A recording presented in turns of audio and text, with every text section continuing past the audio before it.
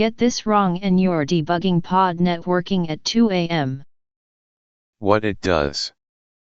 Networking for DevOps involves designing, implementing, and managing networks to support the deployment and operation of applications in a DevOps environment.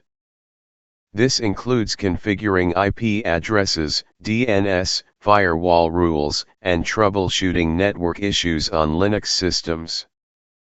Command/example. Breaking it down. The IP address add command is used to assign an IP address to a network interface.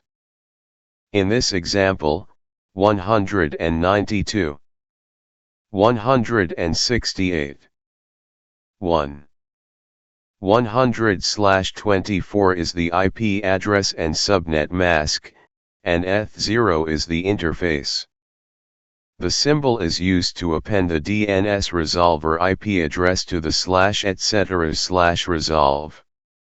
conf file. The allow HTTP command configures the firewall to allow incoming HTTP traffic. The ping command is used to test network connectivity to a specified host. Common mistakes. A common mistake is to forget to bring up the network interface after configuring the IP address. This can be done using the IP link set eth0 up command.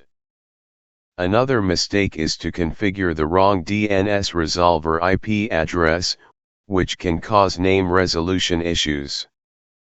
Try this next.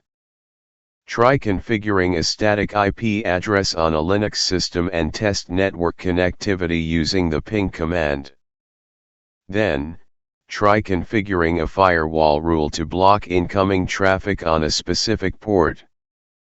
Pro tip.